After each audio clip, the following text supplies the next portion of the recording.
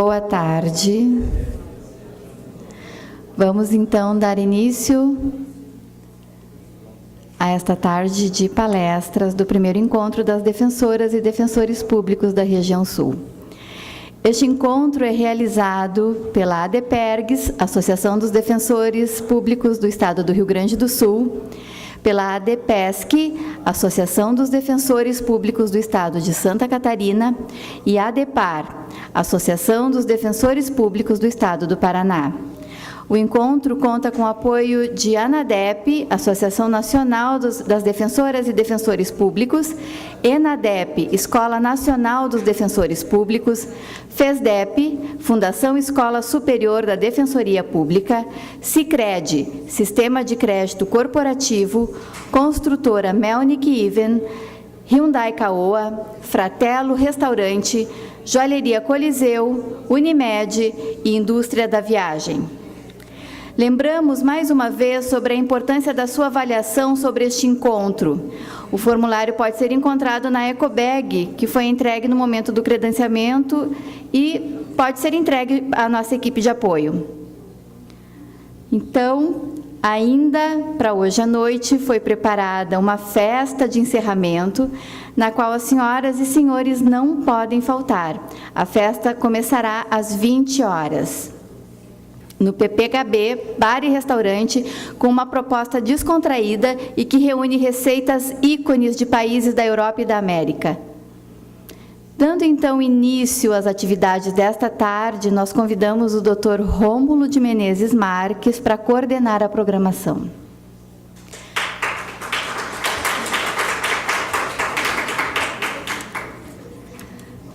O Dr. Rômulo de Menezes Marques é natural de Teresina, no Piauí, graduado em Direito pela Universidade Federal do Piauí, pós-graduado em Direito Público pela Universidade Federal do Piauí e Escola Superior da Magistratura do Estado do Piauí. Foi defensor público do Estado do Acre entre 2013 e 2017. É defensor público do Estado do Rio Grande do Sul desde abril de 2017, atuando nas comarcas de Palmeira das Missões e Coronel Bicaco. É também membro da Comissão da Infância e Juventude da ANADEP, Associação Nacional das Defensoras e Defensores Públicos. Com a palavra, o Dr. Rômulo. Boa tarde a todas e a todos. Vamos dar seguimento ao nosso encontro nessa parte da tarde.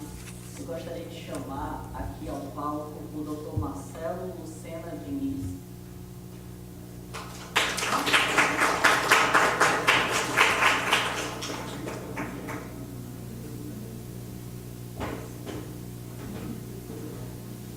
Dr. Marcelo Lucena Diniz é defensor público do Estado do Paraná, é atualmente coordenador do NUDIG, Núcleo da Infância e Juventude da Defensoria Pública do Estado do Paraná, foi diretor social e cultural da ADEPAR, foi coordenador do CEAM, Centro de Atendimento Multidisciplinar da Defensoria Pública em Curitiba, foi diretor da EDEPAR, Escola Superior da Defensoria Pública do Estado do Paraná, foi ex-examinador do segundo concurso para ingresso na carreira de defensor público do Estado do Paraná. Atualmente, atua junto à vara de adolescente em conflito com a lei e junto à Casa da Mulher Brasileira. Graduado em Direito pela Universidade Estadual Paulista Júlio de Mesquita Filho, foi advogado, é também mestre em História pela Universidade Estadual Paulista Júlio de Mesquita Filho, pesquisa atualmente História do Brasil, Primeira República, década de 1930, foi tutor do NEAD, Núcleo de Educação à Distância, em Teoria da História, Prática de Ensino, Metodologia e Pesquisa, e, como disse, defensor público do Estado do Paraná, vai nos proferir palestra acerca dos desafios da atuação da Defensoria Pública na garantia do acesso à educação. Também quero convidar para compor o nosso palco, a nossa mesa, a doutora Elisa Cruz, defensora pública do Estado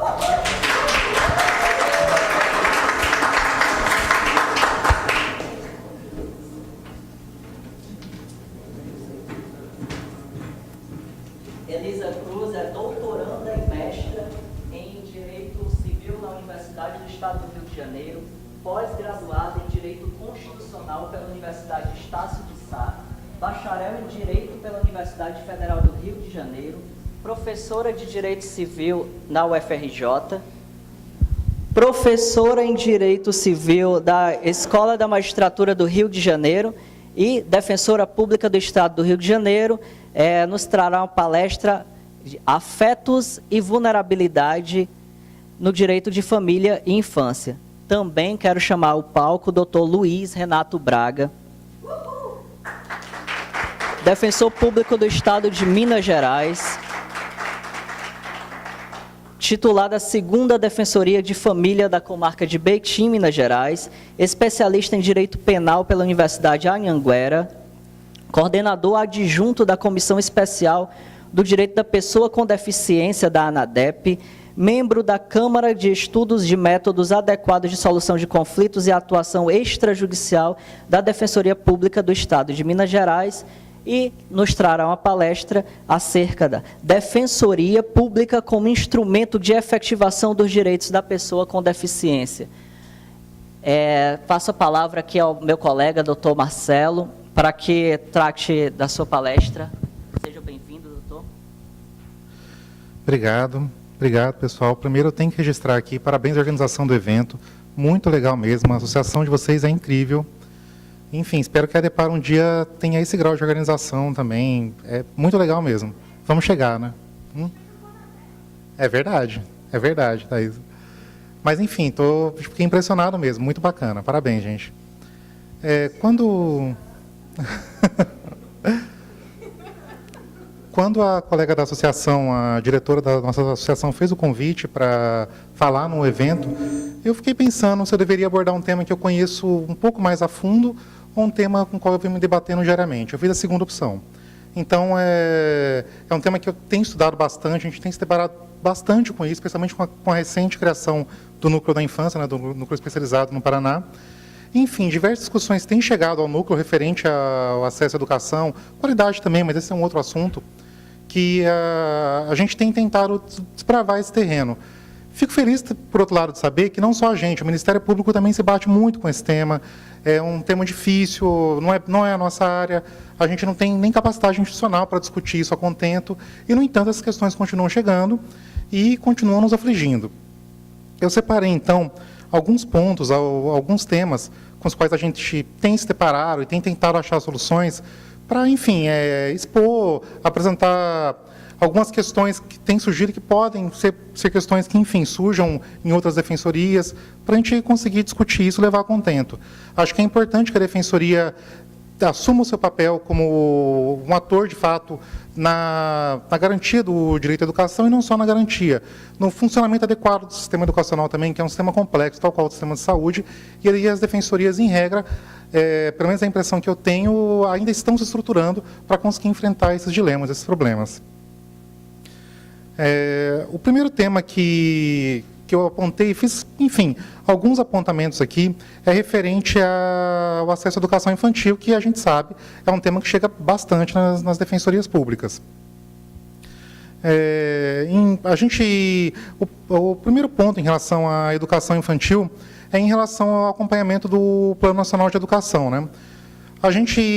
Enfim, a gente tem se debatido ainda, e acho que não é uma realidade só no Paraná, acho que é uma realidade Brasil afora, nas dificuldades que a gente tem em tentar encontrar problemas coletivos para soluções coletivas para essa questão das vagas em estabelecimentos de educação infantil, né?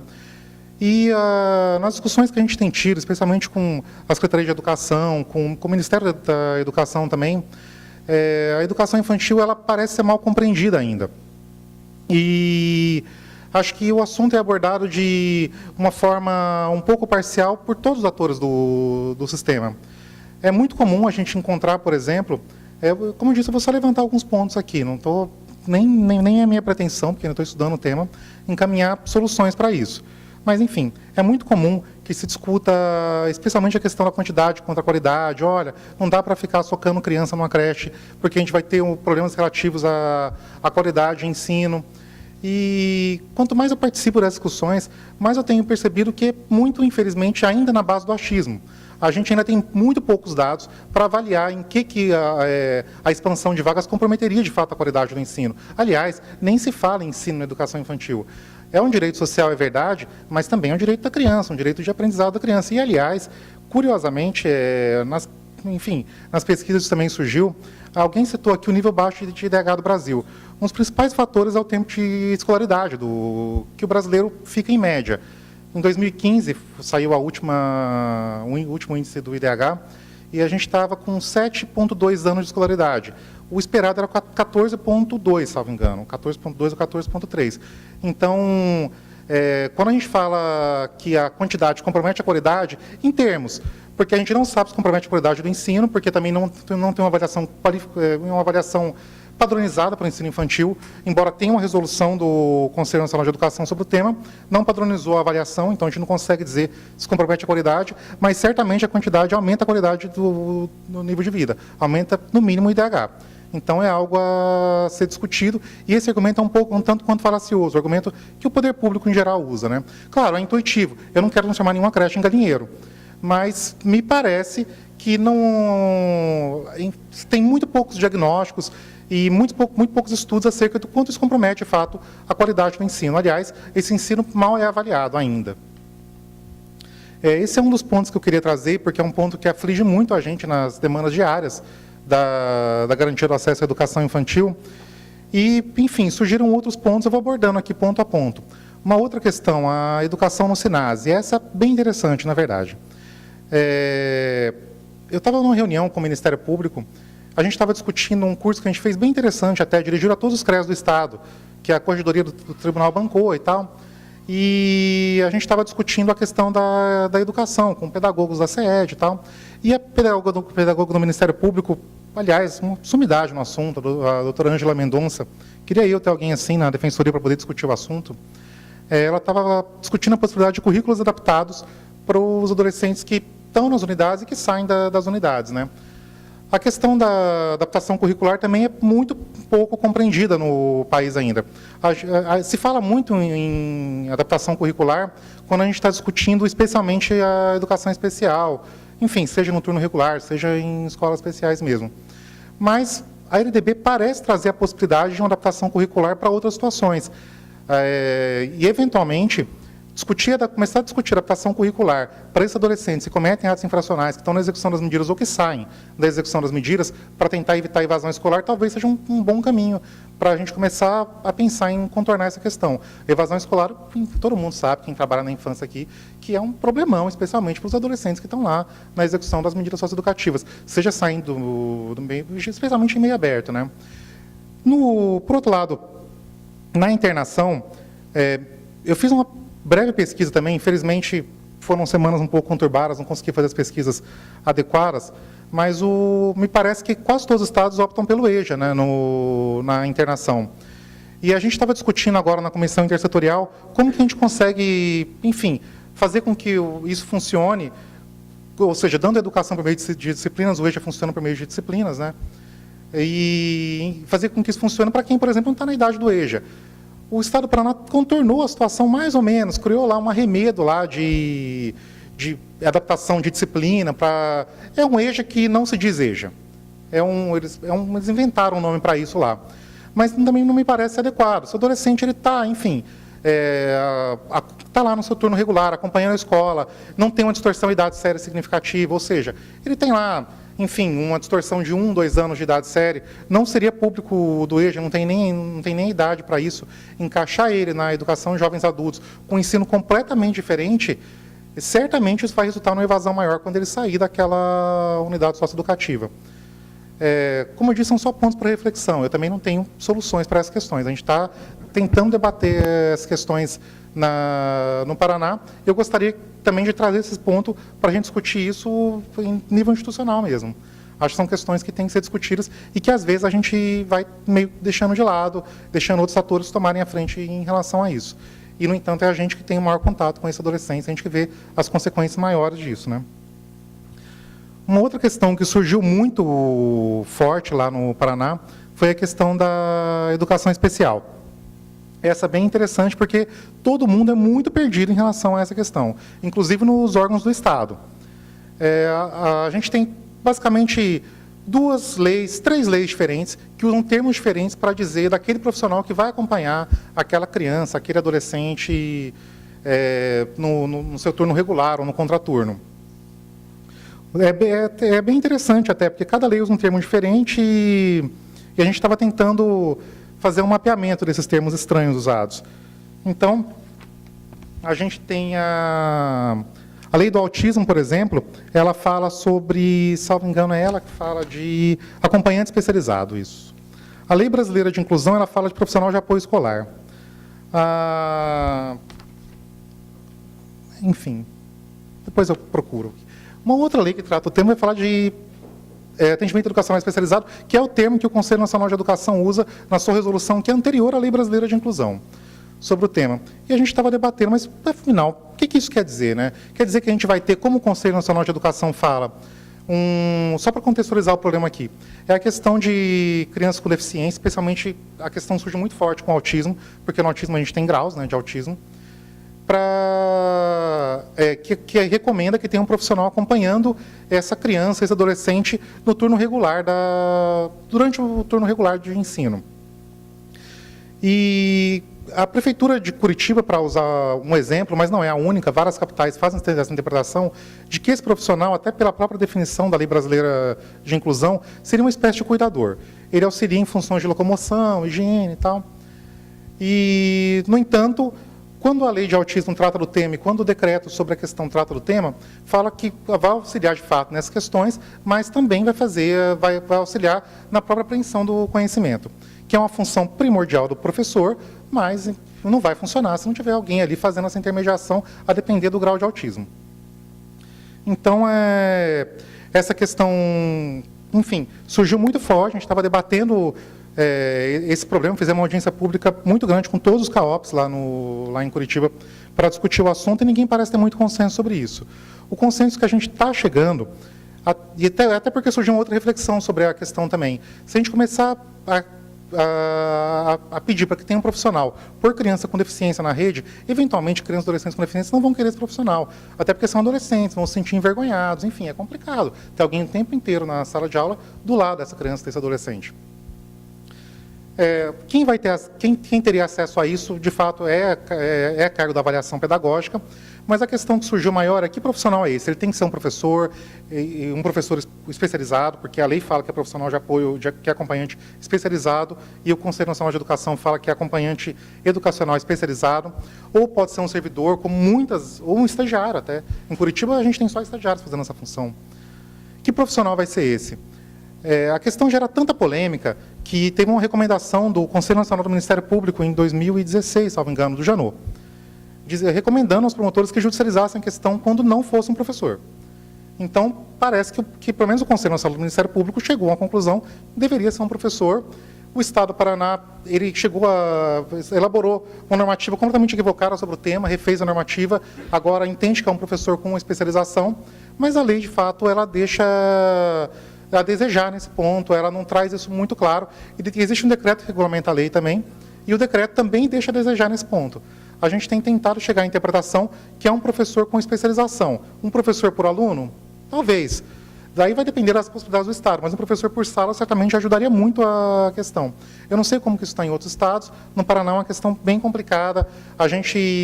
Eles seguem à risca a resolução do Conselho Nacional de Educação e, de fato, esse profissional só está no contraturno, junto com a sala de recursos, e isso não é o ideal, especialmente para o autismo, que tem esses graus diferenciados aí. Uma outra questão interessante que surgiu, acho que vai ser uma realidade, especialmente de São Paulo, acho que no Rio também a gente vai ter um pouco essa realidade, bom, nem tanto, porque eu estava pensando nas comunidades quilombolas, mas existe a educação quilombola diferenciada. A gente tem muitas comunidades tradicionais no Paraná, inúmeras comunidades tradicionais.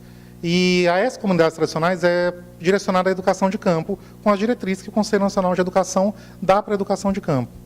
Elas têm pleiteado diretrizes mais assemelhadas à diretriz da educação quilombola, às diretrizes da educação indígena. Especialmente a partir daquele livre consentimento informado, ou seja, o que eles querem na prática, e parece que é uma demanda viável, é que, no mínimo, os professores e diretores dessas escolas tenham anuência da comunidade para poderem dar aula nessas escolas e construir um projeto pedagógico diferenciado também, com currículos adaptados, com uma liberdade maior do que a educação de campo permite. O currículo da educação de campo tem a base nacional comum e a base variável do currículo, né? A base que é adaptada a cada realidade, e é isso que a gente vai ter, em regra, na educação de campo. Mas a gente tem, por exemplo, uma comunidade no Paraná de pescadores artesanais muito forte, muito organizada, que tem pleiteado mudanças mais drásticas em relação a isso, nos projetos pedagógicos, nos currículos que são direcionados a essa comunidade, inclusive incorporando as práticas da pesca, né, nessas comunidades. A gente começou a ajuizar ações parecidas, a iniciar uma conversa com a SED. Estamos chegando em algum consenso, e agora surgiu outra comunidade das mulheres benzedeiras que também querem currículos adaptados, também querem a anuência para esses professores conseguirem dar aula lá. E existem comunidades campesinas que também querem uma educação diferenciada e saindo da educação de campo, que está muito defasada, de fato, que não tem um tratamento adequado por parte do Conselho de Educação, apesar de ter uma quantidade significativa de alunos na educação de campo. Então, a gente vai organizar até um seminário agora, no final do ano, para tentar chegar em diretrizes pedagógicas diferenciadas para esse tipo de educação, que precisa, de fato, na minha opinião, acho que o Ministério Público lá também tem concordado com isso, se aproximar mais da educação indígena e quilombola do que dessa educação com mínimas adaptações, com uma educação urbana pouquinho adaptada ali para atender a campesinos. Me parece que essa comunidade, de fato, a comunidade dos pescadores artesanais, por exemplo, ela tem um laço muito forte com a comunidade indígena. É estranho que tenha um tratamento tão diferenciado. Eles mesmos não entendem esse tipo de tratamento diferenciado. Então, a gente tem tentado levantar essas questões. Acho que no Brasil afora a gente vai encontrar as comunidades tradicionais, cada vez mais comunidades se auto-reconhecendo como comunidades tradicionais e exigindo também tratamentos diferenciados. Enfim, a gente está começando a enfrentar isso lá, acho que isso vai chegar também, ou já chegou em outras defensorias aí. Em relação à educação de campo também, uma surpresa que eu tive, e se a gente lê a LDB, não parece que vamos ter tantos problemas assim, é que o ensino noturno, especialmente na educação de campo, ele é muito pouco implementado e tem sido cortado Brasil afora. Parece que é um direito, né? Está lá na LDB, enfim, ensino noturno obrigatório, mas a gente tem 1/3 dos alunos no ensino médio no Brasil estuda à noite, e cada vez mais a gente tem tido corte dos turnos noturnos, enfim, remanejamento desses alunos, e na área urbana é um pouco mais difícil a gente encontrar essa realidade, porque a demanda é alta. Na educação de campo, a evasão escolar já é alta, se a gente corta o turno noturno, a gente não deixa nem essas pessoas seguirem com as práticas que os caracterizam como comunidades tradicionais, né? Então, a gente tem encontrado muito esse tipo de dificuldade também. E, para minha surpresa, o Judiciário, e infelizmente encontrei muitas decisões de muitos estados do Sul, aqui pesquisei só o Sul, fechando o turno noturno de fato e não dando nenhuma opção. Para esses alunos, então, o destino deles vai ser, de fato, não estarem escolarizados, minimamente escolarizados, né? Mesmo os que querem concluir o ensino médio. Talvez seja uma questão que a Defensoria também, em nível institucional, devesse dar um pouco mais de atenção, porque os nossos assistidos, em regra, eles passaram pelo ensino noturno, né? Ou estão no ensino noturno porque trabalham de dia, né? A falta de atenção do Judiciário com essa questão preocupa muito. E, infelizmente, essas decisões também não têm sido revertidas nos tribunais superiores. Como um último ponto para abordar, de fato, uma abordagem bem rápida aqui, não era bem uma palestra, né, mais uma exposição desses pontos. Como último ponto para abordar, eu separei aqui, eu nomeei de educação e rede de proteção. Um ponto que, enfim, traz muitas abordagens diferentes. A primeira que eu queria discutir aqui é em relação à ficha de notificação obrigatória, a ficha Sinan. A gente tem acompanhado, pelo menos tem chegado para a gente diversas propostas de mudança da ficha Sinan, o que é uma questão muito complicada, porque é por adesão, né? Quanto mais, enfim, se tenta colocar a proposta ali, menor possivelmente a gente vai ter adesão. Para quem não sabe, a ficha Sinan é a ficha de notificação quando acontece em caso de violência. Para crianças é obrigatório, a gente só não vai ter o uso pelos equipamentos da rede de proteção, né, especialmente escola e pós-saúde. A gente só não vai ter a utilização dessa ficha quando a violência é entre adultos e fora desses ambientes. Então, para os nossos tiros, para os nossos grupos vulneráveis, a gente vai ter uso da ficha com muita frequência. com muita recorrência. Em relação à lei de depoimento especial, surgiu uma questão interessante na implementação dela. O Ministério Público do Paraná tentou, e salvo engano, do Rio Grande do Sul também, alterar a ficha Sinan para fazer com que lá constasse já o primeiro relato do caso, para se tentar evitar o depoimento especial ou abreviar a escuta especializada. Uma questão complexa, porque até um representante do Ministério da Saúde foi explicar que, que era por adesão à ficha Sinan. Ninguém impõe que o Estado, o município use. A gente possivelmente teria subnotificações, né, com esse tipo de alterações. E várias propostas têm surgido, mas uma delas me parece interessante e talvez a Defensoria devesse pensar com carinho em encaminhar alguma proposta desse tipo. Pelo menos duas capitais do Brasil, uma delas acho que é Campo Grande, tem enfermaria nas escolas por lei. A RDB fala, enfim, que é obrigação prover saúde nas escolas, geralmente isso é feito em contato com o SUS, não é adequado, seria legal se tivesse enfermarias nas escolas. Mas uma ideia que surgiu numa das discussões era alterar a ficha Sinan para fazer com que lá constasse, por exemplo, acidentes escolares, acidentes de saúde nas escolas. Talvez fosse uma proposta interessante, mudança da ficha de fato, para a gente conseguir aferir dados e conseguir começar a pleitear isso judicialmente. Parece que a gente não tem elementos ainda para pleitear algo assim, implantação de enfermarias. Embora eu tenha encontrado algumas ações judiciais coletivas pleiteando isso, nem sempre, quase nunca com sucesso. Parece que talvez a gente pudesse encaminhar e conseguir alguma base de dados melhor a partir de uma alteração desse tipo. Uma outra questão que surgiu com muita força também aconteceu, estou falando de peculiaridades locais, mas enfim, acho que são situações que se repetem.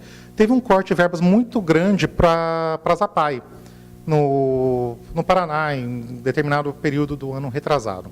Essa questão repercute ainda.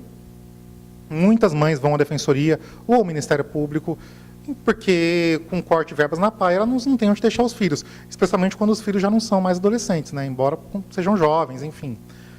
Elas não têm onde deixar os filhos e não têm um sossego mínimo em relação a isso, né?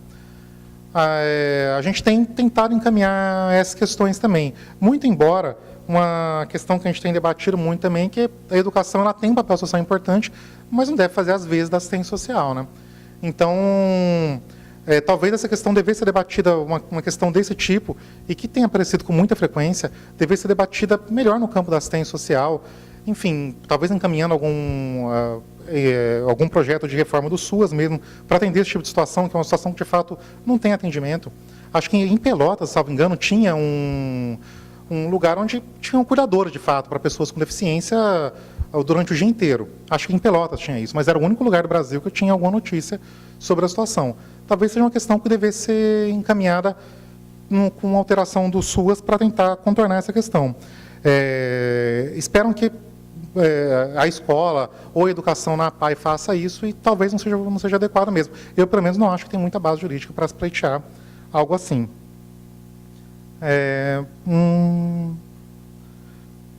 Acho que era uma outra questão, última questão sobre o tema. A gente teve uma tentativa de judicialização, acho que São Paulo também fez isso, para tentar conseguir kits escolares nas escolas.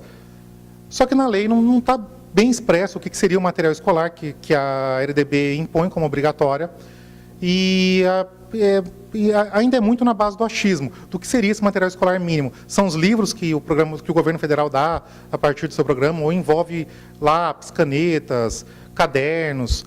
Talvez um caminho que eu tenho encontrado para tentar solucionar essas questões, que eu acho que pode dar certo, é a gente começar a demandar também, fazendo consultas ao Conselho Nacional de Educação, para que ele regulamente esses temas. O Conselho Nacional de Educação é muito pouco demandado pela Defensoria. Tão pouco que eles não sabiam nem se a gente poderia fazer a consulta, quando eu fiz a primeira consulta. Então, talvez seja uma questão que a gente começasse a tentar demandar desses conselhos para contornar a questão. Os conselhos estaduais e municipais também são importantes, claro. Mas, pelo menos no Paraná, eles não são paritários. E a lei também não impõe que eles sejam, então, são de pouca valia para a gente, né? Vão sempre com o governo, são só representantes governamentais. A lei não é reformada há muitos anos, desde os anos 70. Então, o Conselho Nacional acaba sendo uma via para tentar discutir esses temas. Por fim, o último dos últimos mesmo, Uma outra questão que surgiu numa discussão é a possibilidade, pelo menos para esses grupos vulneráveis, como adolescentes infratores, enfim, que estão saindo do sistema, a possibilidade de fazer planos de desenvolvimento individual, uma espécie de PIA mesmo, educacional, para esses adolescentes.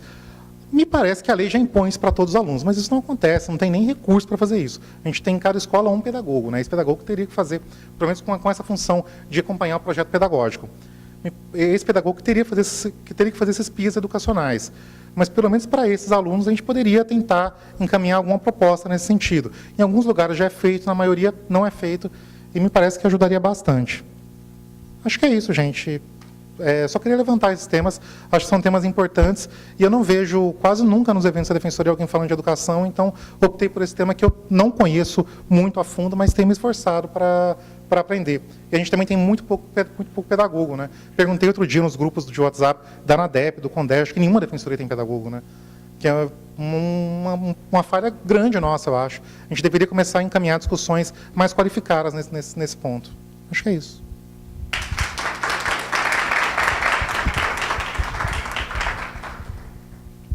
Obrigado, Marcelo. Eu quero dizer a todas e a todos que, ao final das 3 palestras, a gente vai abrir para perguntas, então podemos anotá-las e a nossa equipe leva o microfone a quem quiser perguntar ao final. Vou passar agora a palavra à doutora Elisa. Oi. Boa tarde, obrigada aí a presença de todos. Muito obrigada pelo convite. Agradeço a Juliana e agradeço aos outros presidentes das associações que tornaram esse evento possível. Então, obrigada, principalmente pela lembrança, porque quase todo mundo aqui do Sul e a Carioca para puxar o I e o S hoje para vocês, né? Eu estou me sentindo um patinho feio nesse momento. E eu estou achando bem interessante, além da alegria de estar aqui, poder ouvir várias pessoas, eu acho... No âmbito pessoal, eu estou em 2 dias de muitas coincidências. As nossas coincidências de conversas, que a Adriana foi nos buscar, encarecida carinhosamente ontem, e falamos de muitos assuntos em comum, e isso, para mim, é uma grande coincidência positiva. E hoje, coincidência positiva, porque minhas amigas e amigos de ANADEP, Marta, Thaisa, o Antônio estava aqui, Juju, que me indicou para a ANADEP, e Marta foi, não sei se vocês sabem, foi primeira vice da ANADEP, e eu trabalhei com ela 2 anos. E tem coincidência do lado de cada mesa, por isso que eu falei de coincidências. Porque meus 2 colegas de comissão... Prazer, Elisa, sou ex-coordenadora. E a outra coincidência é que, nesse momento, tem 4 pessoas que, de alguma forma, litigaram ou falaram de infância. Ele é titular, eu fui coordenadora da infância, é minha área de estudo, o Marcelo também e o Rômulo também. Então, vocês conseguiram juntar 4 pessoas que, em algum momento, nós 3, com certeza, porque nós fomos da comissão, eu fui, vocês ainda são, da comissão da ANADEP da infância, que eu tive o prazer de coordenar por 2 anos. E foi muito mais do que uma coordenação para mim. Eu até puxei esse assunto não só pela grande coincidência, e eu acho que coincidências desse tamanho têm um valor na vida, mas porque a ideia desse tema, que toca um pouco com o que será o tema da minha tese de doutorado, que está chegando já da metade para o final, ela surge exatamente das histórias, das tensões e das atribuições, do exercício das atribuições do meu órgão de atuação, que foi por 2 anos a CDDICA, e da atuação política que a ANADEP me permitiu ter no Congresso para pautar legislativamente uma série de questões de infância. Esse período da minha vida associado aos momentos em que eu realmente... Gente, foram muitos, né? Mas associados aos momentos recentes em que eu estive como defensora de vara de família, me levaram a uma modificação muito grande na minha forma de pensar o que eu devo ser e como eu devo pensar a atuação como defensora ali na família e na infância. E eu digo isso porque eu acho que nos últimos 2 anos eu já passei por algumas situações bem confrontadoras, mas 2 delas me chamaram a atenção porque me fizeram questionar os meus próprios saberes. E eu acho que eles foram marcos para eu tentar reconstruir o que eu entendo que a gente deve se preocupar como defensor. O primeiro momento foi quando eu estava em sala de audiência, eu lembro que era janeiro já no novo CPC, então audiências suspensas até o dia 20. Eu, felizmente, estava numa cidade com baixo índice de ato infracional, então eu realmente fiquei sem audiência até a última semana do mês, até que a gente foi fazer o primeiro dia de audiências com ato infracional. E eu estou lá sentada, você tem aquela pilha de processos, porque era vara de família acumulada com infância, então você tem zilhões de conciliações. Eu sou do Rio de Janeiro, é muita conciliação, é coisa de 10, 15, 20 processos por dia, e tinha um ato infracional para a gente fazer audiência de continuação. E eu estou tentando ler todos os processos e vendo, e já pautaram, foi feito pregão do ato infracional, entrou o adolescente, e entrou primeiro só o adolescente. A juíza o ouviu de novo, ou era... agora eu não lembro mais se era apresentação ou continuação, mas de qualquer forma, o adolescente entrou. A juíza o ouviu, a gente perguntou, e aí a juíza fala: cadê a mãe? Aquela frase tão absurdamente natural, até aquele momento da minha vida, eu falei assim, mas por que ela está chamando sua mãe? E entram, então, a mãe e o pai. E a juíza, naqueles 15 minutos em que ela ouviu a família, ela pergunta para a mãe: por que a senhora não cuidou? Por que a senhora não controlou? Por que ele não estava na escola? E eu entrei em choque, porque a cenografia daquilo, eu olhava para todo mundo e pensava, só eu estou vendo o que está acontecendo aqui. Por que você está perguntando para uma senhora com um adolescente de seus 16, 17 anos qual é o tamanho da extensão da responsabilidade dela por falhas que aconteceram ao longo de 17 anos? E por que você não está vendo que tem um pai, e você não pergunta nada para ele? E aquilo me foi muito doído. Mas era minha última semana lá, porque eu não era titular de lá, eu estava cobrindo férias. E você fica pensando que aquilo ali pode ter sido um desvio, um momento fora da curva. E aí eu saí, mas aquela cena ali ficou. E em um segundo momento, aí já não foi como defensora, já foi como professora, porque eu também sou professora de Direito Civil. Uma aluna foi tirar uma dúvida comigo, e ela relatou um caso de um casal que tinha 2 filhos, se separou. O pai, ele visitava os filhos a cada 15 dias, dava um cartão alimentação para a mãe comprar alimentos.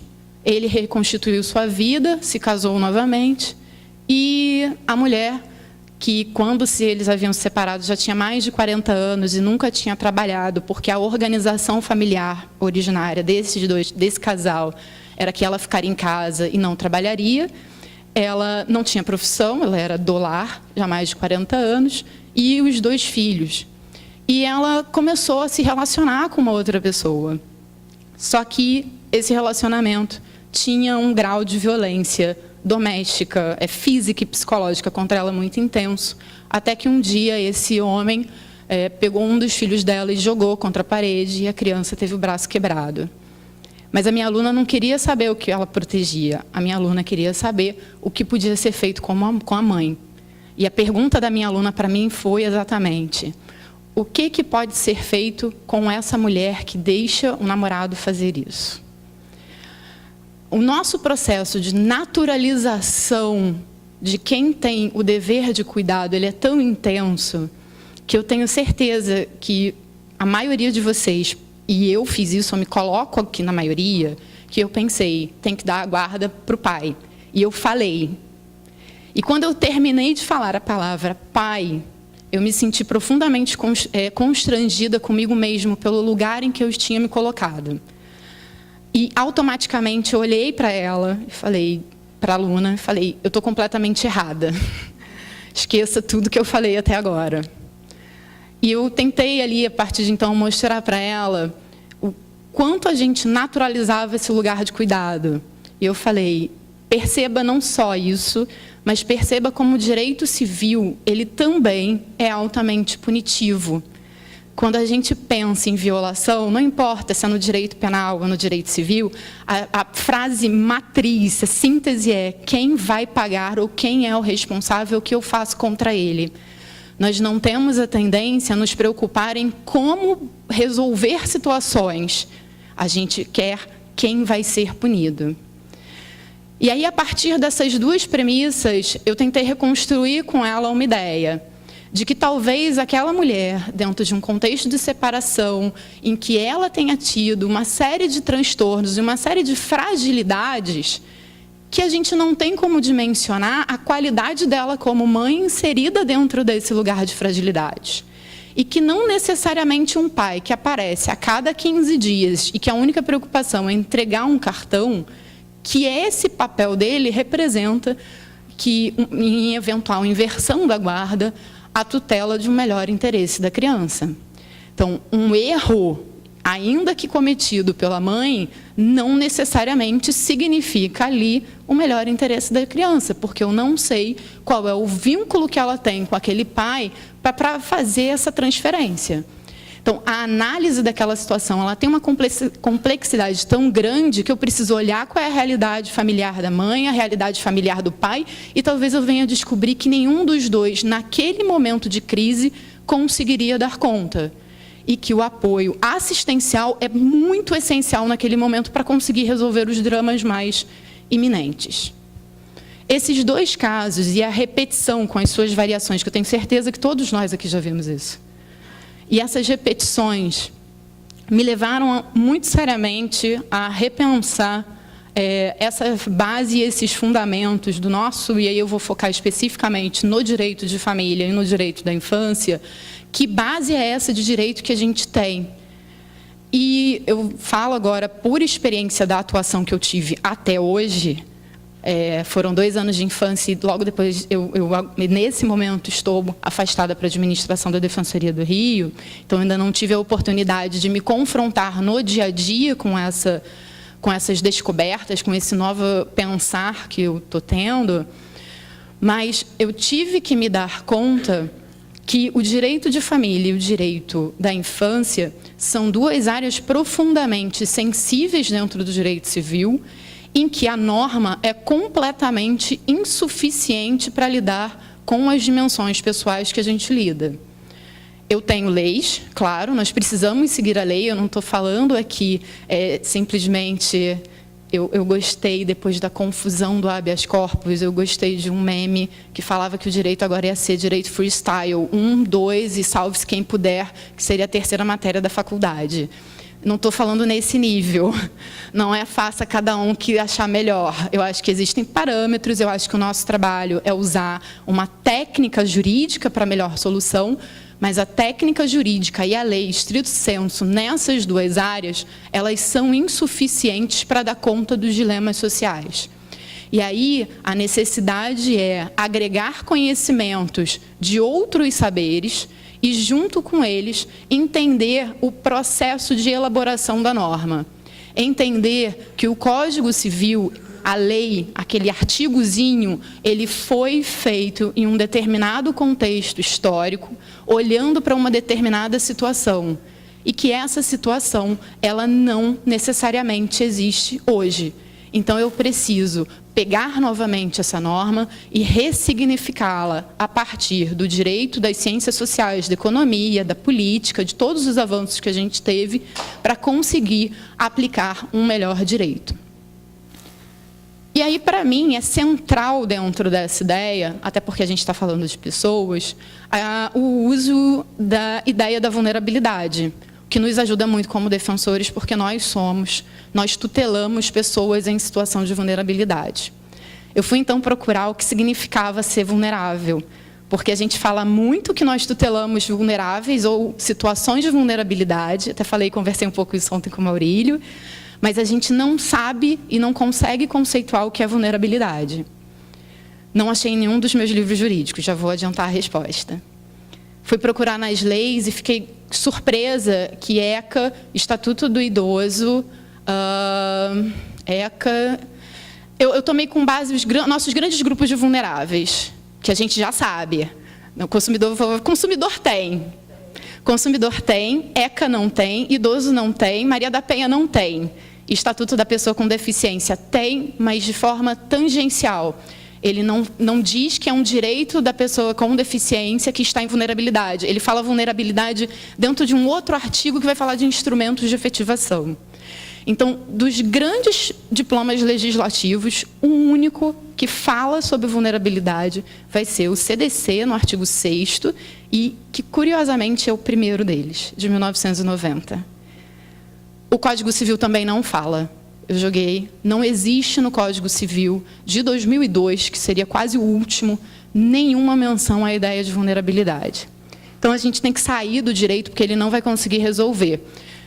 E eu cito, a Adriana que me lembrou o CDC, apesar do CDC falar, eu tenho uma crítica muito grande, porque o CDC, quando trata de vulnerabilidade, ele está vinculado a uma vulnerabilidade contratual. A relação de consumo, ela é patrimonial. Então, o CDC, ele é perfeito toda vez que eu vou resolver relações de patrimônio. Ele ajuda a me dar uma base inicial para outras situações, mas ele é deficitário, porque ele pensa em contrato, ele pensa em propriedade, ele pensa em relações de trocas com valor econômico. E direito de família e infância, ele não tem relação de troca. Ele tem relações de dignidade e relações de afeto ali dentro. Então, eu não posso e não consigo totalmente adaptar. Saindo, então, do direito, quem me socorreu foi a bioética mesmo. A minha orientadora, felizmente, Heloísa Helena Barbosa, ela tem um texto sobre o assunto e ela vai sustentar que, na verdade, todos nós somos vulneráveis, porque todos nós somos capazes de sofrer e enfrentar riscos durante a vida.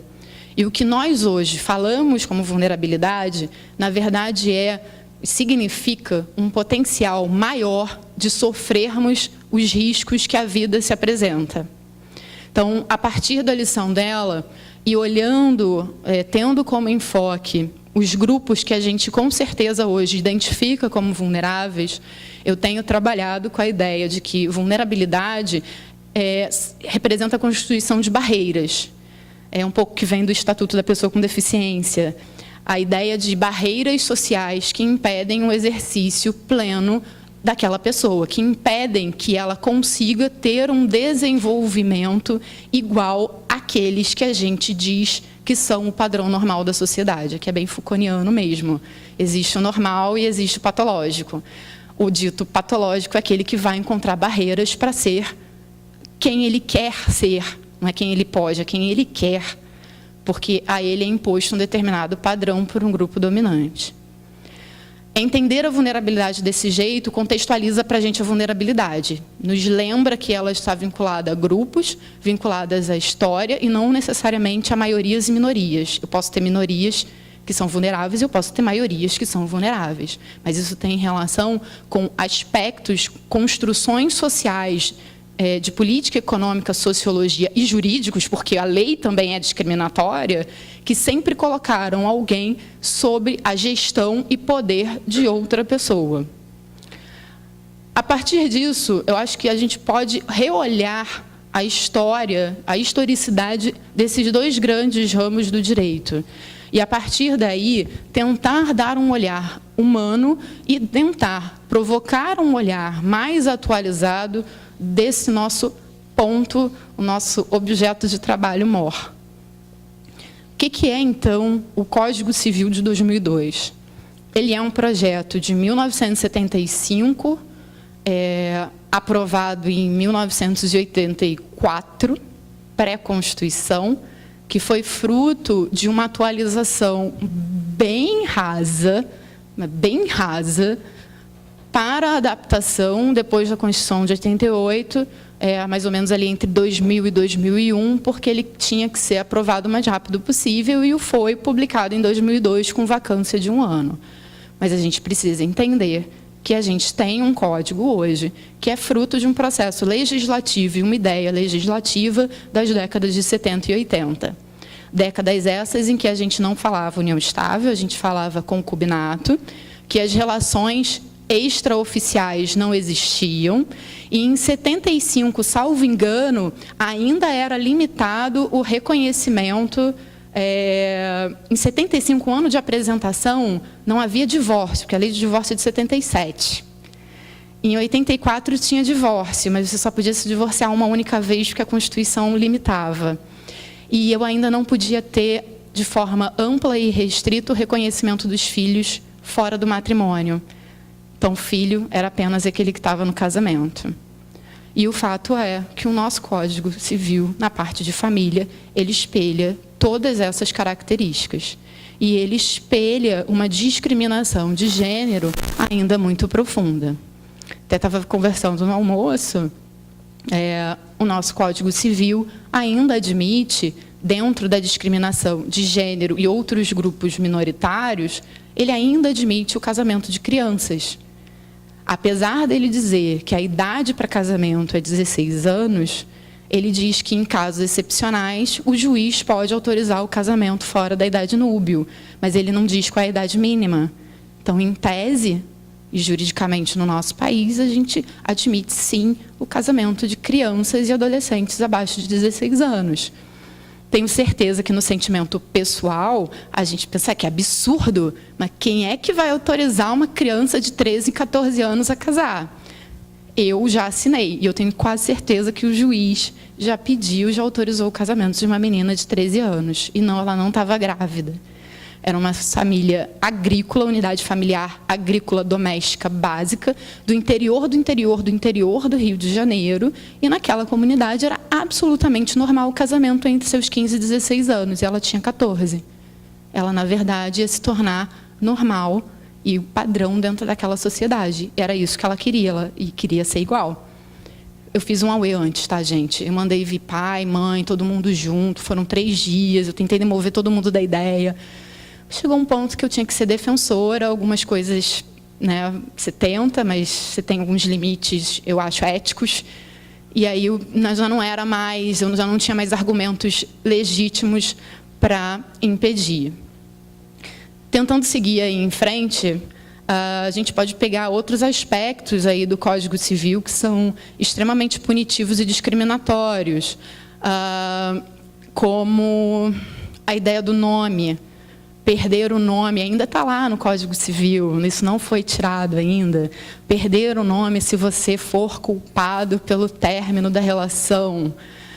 Gente, algum de vocês, acho que todo mundo, no mínimo, já teve um namorado na vida, né? Eu acho. A maioria talvez seja casada. Como é que é possível dizer que só uma pessoa é culpada pelo fim da relação? Porque toda relação, todo final, sempre tem o que você não conseguiu fazer, o limite que você pôde ir, o limite que o outro pôde ir. E é natural, nós somos humanos, é uma questão de humanidade, das nossas possibilidades. Então, não tem como dizer que foi o outro que fez e o outro é a fonte da dor e você vai impô-lo aquilo.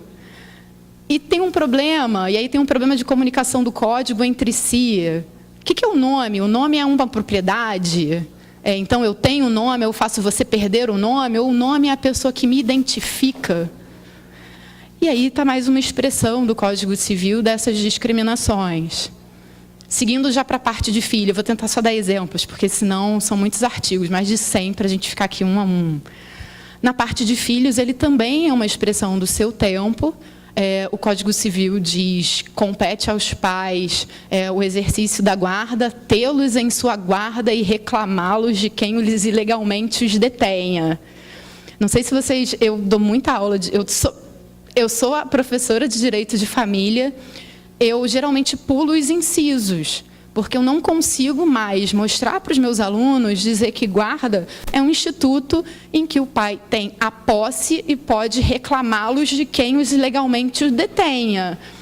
Eu, essencialmente, estou dizendo que a criança é uma coisa e que eu entrego para alguém e, se essa pessoa não me devolver, eu reclamo. Gente, reclamar é algo muito objetivizante.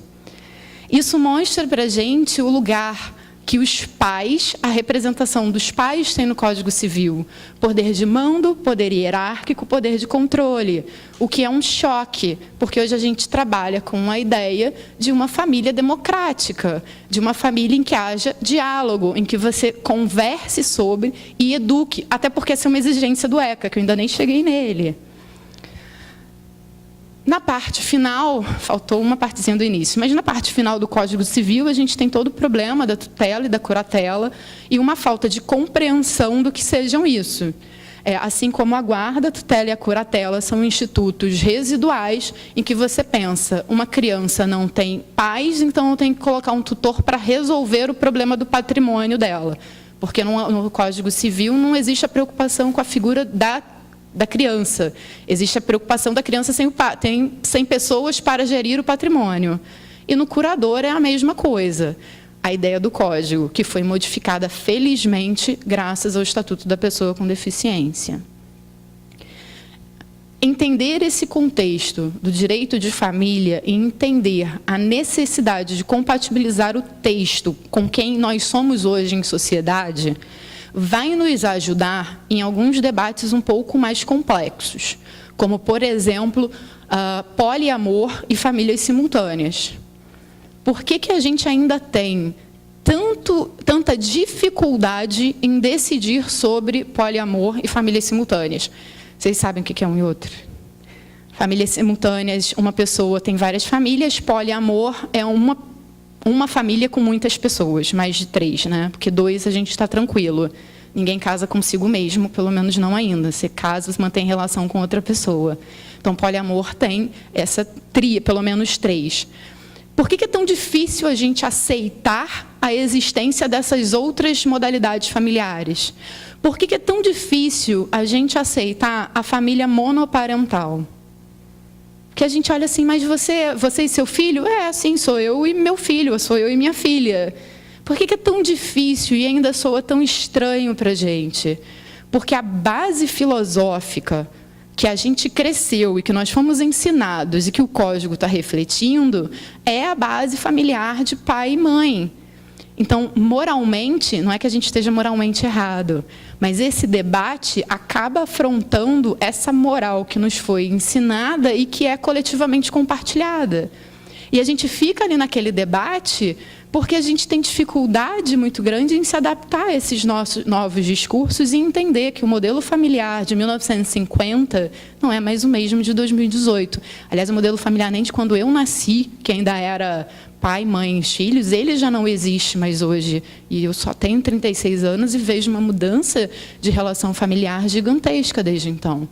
E a gente não consegue se adaptar porque a gente se confronta com isso. Uma terceira, e aí já me conectando com o ECA, um terceiro ponto profundamente conflituoso que a gente também tem dificuldade em aceitar e resolver os problemas é entender, é superar a ideia da infância como coisa, o filho para si, né? É meu filho, a ênfase no meu, é meu filho ou minha filha, eu mando, eu decido, eu faço. É superar esse paradigma de pessoalidade que a gente tem sobre a infância, que objetifica, em primeiro lugar, para entender a criança e o adolescente como realmente uma pessoa em desenvolvimento, que tem direitos políticos, civis e humanos próprios, mas que precisa da orientação dos pais e demais parentes em razão da sua peculiar condição de desenvolvimento. No meu projeto de doutorado, eu estou fazendo um levantamento histórico da legislação da infância e, no momento em que eu cheguei na violação do poder familiar, me foi profundamente chocante em ver que o ECA repete quase que literalmente os mesmos termos dos nossos códigos menores de 1927 e 1929 e 1927 e 1979. Só que só o último ano, mas década de 20 e década de 70. É quase a mesma coisa. A gente continua, e no Código Civil tem a mesma coisa. A gente continua falando que o castigo imoderado para criança é causa de violação é causa de destituição do poder familiar. A gente fala textualmente que o abandono é causa de destituição, quando hoje o problema não é o abandono, não é o não sei o quê. O problema hoje é a violação dos direitos daquela criança, ou o exercício inadequado do poder familiar. Eu posso não abandonar, eu posso até dar casa, mas se eu não consigo desenvolver aquela criança, eu sou tão violadora do direito dela quanto a minha não presença. Então, a gente evoluiu, mas a gente ainda não assimilou de uma forma completa esse processo evolutivo. Nós também não evoluímos ainda numa análise de parentalidade adequada às necessidades da criança. E aí eu volto para a minha questão do início. Quem são os pais e as mães que a gente quer? Será que a gente ainda quer como pai e mãe, o pai e mãe modelo da nossa legislação? Ou a gente quer realmente pais e mães comprometidos, ambos, dentro das suas possibilidades, com o desenvolvimento dessa criança? E aí não tem mais, aí eu começo a fechar. E aí eu não posso falar mais, naquele caso, em dizer que a mãe violou o dever de cuidado, porque talvez ela tenha violado, tanto quanto talvez o pai tenha violado. Porque o dever de cuidado, assistência e desenvolvimento daquela criança é exatamente o mesmo para os dois. Claro que na hora em que acontece, pegar uma criança e jogar na parede, alguém realmente foi culpado por jogar na parede. Eu não sei se a mãe permitiu, não sei, mas eu também não posso dizer que o não cuidado do pai, o não observar o dia a dia, o não controlar, o não conversar, o não saber o que está acontecendo, isso também é uma violação. Esses processos, para mim, esses processos de reflexão, esses processos de compreensão dessas novas ideias, dos novos fundamentos, das novas relações sociais, como elas se apresentam, me parecem nada mais, nada menos que uma grande concretização, um trabalho efetivo e concreto dentro do que a gente chama de vulnerabilidade. Não é só dizer que aquele grupo é vulnerável, mas é conseguir identificar que existem grupos de vulneráveis. Quem são esses grupos de vulneráveis dentro de ramos específicos do direito, que a gente ainda divide assim, nós não podemos negar, e conseguir, dentro desses grupos, superar ideias historicamente construídas e questionar sempre qual é o modelo que se pretende, que não é um modelo individual, não é o que eu acho e acho que cada um sabe o que é melhor individualmente para a vida pessoal. Mas existe uma proposta de construção coletiva, geralmente vem atribuída a papéis. Qual é o papel, qual é o modelo dessa função que a gente espera? E qual é o melhor modelo ou função possível que pode ser exercida para que eu desenvolva e para que eu aprimore, para que eu respeite aquela pessoa que está diante de mim? Então, fechando, acho que o grande desafio aqui nesse tema de vulnerabilidades, infância e família, somos nós conseguirmos desconstruir quase tudo que a gente aprendeu. Eu sei, é difícil, eu também estou nesse processo. Desconstruir todos os preconceitos que a gente aprendeu, ainda que a gente aplique eles na nossa vida, para contar, tá tudo bem, joinhas, vem de carioca. Joinha, tá tudo bem, não está aqui em jogo as escolhas pessoais que a gente faz, não tem problema nenhum, isso são escolhas de vida e não estão no campo de limitação ou de crítica de nenhuma outra pessoa, porque cada um tem o seu caminho, a sua escolha, a gente diz, a santidade da vida, a forma santa como cada um molda a sua vida, ela tem que ser respeitada, mas a gente tem que ter a consciência que existem aspectos coletivos e aspectos sociais que vão envolver outras pessoas e que eu tenho que ter um grande cuidado no que eu digo, no que eu falo que a outra pessoa tem que ser. E isso que eu gostaria que o outro fosse tem que ser o melhor modelo possível para a gente conseguir efetivamente viver em sociedade.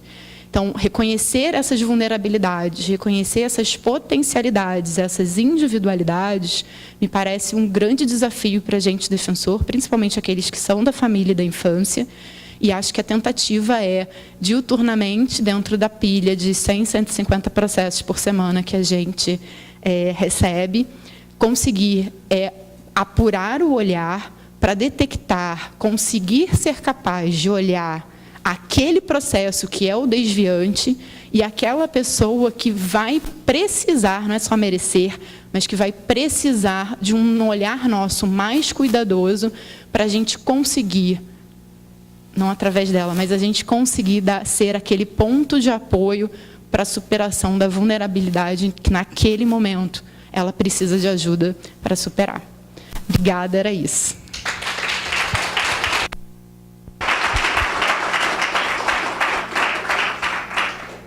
Obrigado, Elisa. Agora vamos ouvir o doutor Luiz Renato. Boa tarde a todos. Eu vou pedir licença para ficar lá embaixo, que eu vou fazer a apresentação do PowerPoint. Não, aqui é tranquilo, aqui pulando, porque eu preciso do PowerPoint, porque senão eu falo demais, então eu prometi com o Flávio que o esquema ali eu vou tentar seguir, entendeu? Eu quero só passar setinho aqui, né? Primeiramente, eu queria agradecer a um trio hoje, trilegal, né, do Rio Grande do Sul. Primeiro a Juliana, pelo carinho, na penúltima, né, porque nós tivemos uma reunião ontem, uma assembleia, que com muito carinho me convidou para ser um dos palestrantes. Nós nos conhecemos ali naquele momento e já teve uma confiança, assim, nas poucas palavras que eu tive lá. Muito obrigado. E pelo carinho que me receberam aqui, né. Adriana, que foi uma feliz surpresa, igual a Elisa disse, nos recebeu muito bem no aeroporto e depois a gente almoçou junto, muita coisa em comum.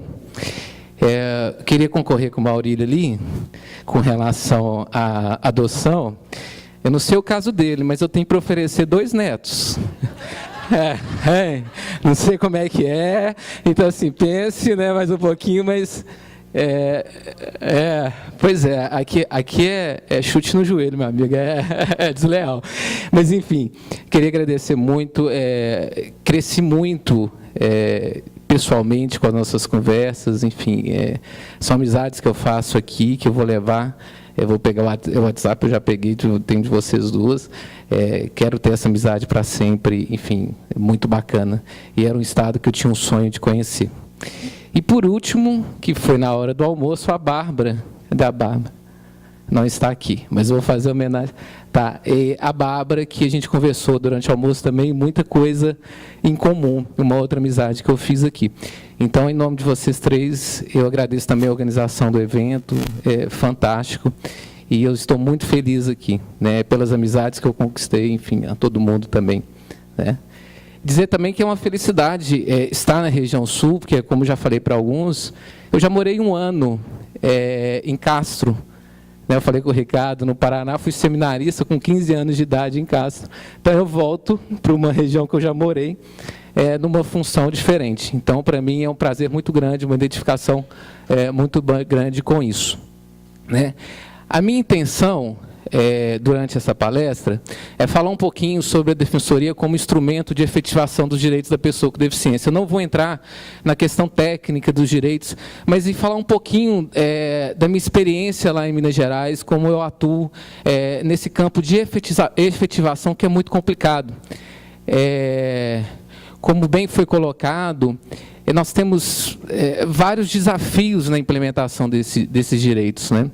A questão, o Marcelo bem colocou, da inclusão dentro da educação, temos vários desafios de uma inclusão realmente de qualidade, que não seja só integrar aquela criança, enfim. Então, dentro de 3 campos principais, que eu vejo que é saúde, educação e o trabalho, são desafios imensos e, ao menos no meu estado, eu verifico que quase nada ou nada é implementado de fato.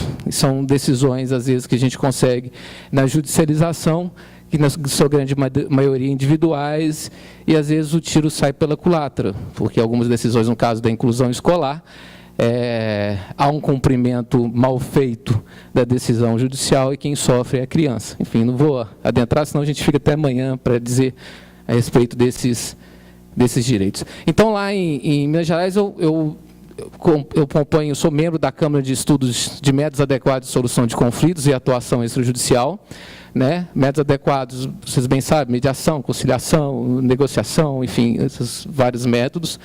E a atuação extrajudicial no sentido mais abrangente. E, recentemente, coordenadora adjunta da Comissão Especial dos Direitos da Pessoa com Deficiência, da ANADEP.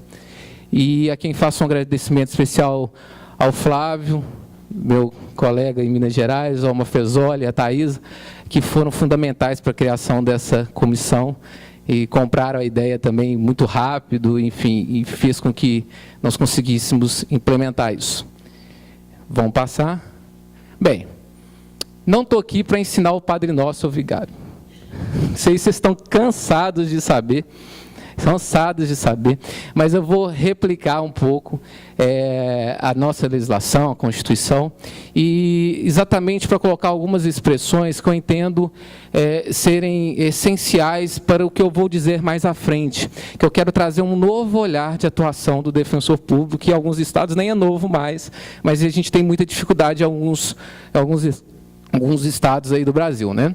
Então, vamos lá. Nosso artigo 134 da Constituição fala que a Defensoria Pública é uma instituição permanente, essencial à função jurisdicional do Estado, incumbindo-lhe como expressão e instrumento do regime democrático, fundamentalmente a orientação jurídica, a promoção dos direitos humanos e a defesa em todos os graus, judicial e extrajudicial, dos direitos individuais e coletivos de forma integral e gratuita aos necessitados na forma da Constituição. Eu destaquei, primeiro, a questão da expressão instrumento do regime democrático. É importante a participação popular dentro da Defensoria. Foi uma questão colocada, inclusive, na reunião da ANADEP, muito bem posta. Nós entendemos bem a preocupação de alguns colegas, inclusive do colega do Amazonas, né, que a gente estava discutindo a questão. E é isso mesmo. A função do defensor público é para o seu assistido, para o seu usuário. Nós não podemos nos apropriar de vícios, sem querer criticar outras instituições, mas deixando no ar, de outras instituições e nos ficarmos cheios de soberba. Não é essa a nossa função. Nossa função é de ponta, é com assistido, é trabalhar com humildade, trabalhar com competência. A gente é a voz daqueles que não têm.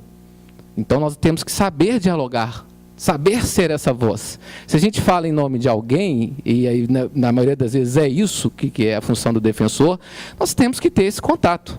Não é um contato frio através de um processo judicial. E eu vou levar muito para esse lado, e aí já continuando nos destaques, a promoção dos direitos humanos, e aí eu defendo, direito humano é o quê? Vamos lá, é o conceito de vulnerabilidade. É tudo. Nasceu nesse mundo, é gente, é direito humano. Então, nós podemos atuar em tudo, meu amigo. É o que eu defendo. Então, está lá, na Constituição, promoção dos direitos humanos, promover os direitos humanos, né? Então, assim, né, e vamos indo. Aí, dentro da defesa, em todos os graus, judicial e extrajudicial, hoje eu vou me atentar muito na atuação extrajudicial, sem desmerecer a atuação judicial, a atuação técnica. Mas eu acho que o que eu falei, a Defensoria como instrumento de efetivação. Eu acredito piamente que nós vamos efetivar direitos através de uma atuação extrajudicial forte. Tá? Então, nós vamos lá de novo ao conceito de necessitado, que foi bem colocado pelo Maurílio, enfim, a Elisa também colocou, vem essa questão de vulnerabilidade. Eu diferenciei apenas em 3 conceitos muito rasos, muito básicos, não quero adentrar na questão doutrinária, enfim, mas conceitos clássicos de vulnerabilidade econômica, são as pessoas que não possuem condição financeira, a social, que aí a gente entra na proteção dos grupos sociais vulneráveis, né? Enfim, defesa do direito da criança e do adolescente, do idoso, da pessoa com deficiência, mulher vítima de violência doméstica, enfim. E, nesse caso, independe da condição financeira. Vulnerabilidade jurídica é aquela, estou dando um exemplo da processual, no caso do curador especial, no criminal também, onde a gente atua, no caso da segregação de liberdade, da prisão, independente da condição financeira. É bom que se diga isso, porque, por mais que a gente possa estar falando óbvio aqui, numa palestra entre colegas, defensores públicos, a gente ainda escuta muito querer atrelar a função do defensor para o carente financeiro. né? E a interpretação de carência vai muito mais do que isso, e foi bem colocado aqui pelo Maurílio, enfim. Ele esmiuçou essa parte aqui, e nós não vamos gastar muito tempo com isso. E aí eu entro muito no que eu acredito, a diferença entre acesso à justiça e o acesso ao judiciário, né? Também todo mundo deve estar cansado de saber disso, mas a nossa atuação é muito mais ampla. É um acesso à justiça, é um acesso a direitos, né? Na sua grande maioria das vezes, às vezes uma atuação do defensor público dentro desse acesso à justiça é muito mais eficaz do que uma atuação judicial. Uma vez eu fiz uma palestra, e eu contei para alguns aqui, para o doutorado da UFMG. Olha só para você ver, me convidaram para falar lá e eu fui. E eu comecei a falar, e era sobre isso, acesso à justiça, que era o tema. E eu comecei a descer o bambu no modelo do judiciário, enfim, de você ter a figura do juiz. E tinha lá como doutorando um juiz e um promotor. E eu com meio que zumba com os dois, assim, sem querer. Falando exatamente que nós temos que evoluir para um conceito, aí eu também sou parcial para falar no caso da mediação, que é o que eu acredito, em que as partes sejam protagonistas das soluções. Em que você teria que ter um operador do direito para que conduza, no caso da mediação, conduza o entendimento das partes dentro do possível. É claro, muito utópico falar agora, na situação que vivemos atualmente, mas nós temos que evoluir para isso. E se talvez isso seja muito ainda longe de você ter uma atuação subsidiária do juiz, mas tem que se tentar com qualidade essa questão da mediação. E aí a atuação do defensor, quando você proporciona o acesso à justiça, é muito maior, de muito mais qualidade. Né? Então, aqui, só um adendo, né, com relação ao acesso ao judiciário. Eu falo muito isso, eu me atenho mais tempo nessa parte, quando eu faço palestra para um público que não seja da área do direito, que eles não têm a noção da atribuição do defensor, que não seja essa atuação de litigar. Né? Aí nós vamos lá na nossa lei, a Lei Complementar 80, que no artigo 4º, que fala que são funções institucionais da Defensoria Pública, dentre outras, promover prioritariamente a solução extrajudicial dos litígios. Eu estou com uma briga imensa dentro da Defensoria de Minas Gerais. Pode falar, Flávio? Gente, ó, o DPG não está aí não, né, Thaís? Mas enfim, mas com todo carinho, exatamente para fazer valer isso aí. A atuação extrajudicial ela é prioritária. Ela é prioritária. Não desmerecendo a judicial, não, gente. É necessário, enfim, não tem como você não deixar de atuar numa situação em que o leite já derramou, vamos dizer assim. Mas nós temos que começar a ter essa visão da prioridade que nós temos de tentar solucionar extrajudicialmente os litígios. E aí, continuando, fala lá, visando a composição entre as pessoas em conflitos de interesse, por meio de mediação, conciliação, arbitragem e demais técnicas de composição e administração de conflitos. Eu tenho aprendido muito um conceito básico. E aí, enfim, é o que nós conversamos antes, com Mindfulness, várias outras questões. Que assim, só vai conseguir convencer de fato pelo amor. Não adianta você virar para um defensor e falar assim, olha, você tem que fazer isso, meu amigo. Você tem que fazer isso. Às vezes você de pirraça vai falar, eu não vou fazer, porque ele não manda em mim, eu tenho a minha independência funcional. Você está entendendo? Não vai fazer. Agora, se você chegar e tentar conquistá-lo pela causa em si, é muito mais fácil. Você tem um companheiro de luta, vamos dizer assim. E essa é uma função essencial do defensor público. E quando a Elisa diz que nós temos que desconstruir muita coisa do que aprendemos, vale para isso aí. Eu fiz 1 ano de curso de mediação dentro da Defensoria de Minas. Eu fiquei envergonhado. Você aprende com psicólogos, assim, comunicação não violenta, uma série de questões.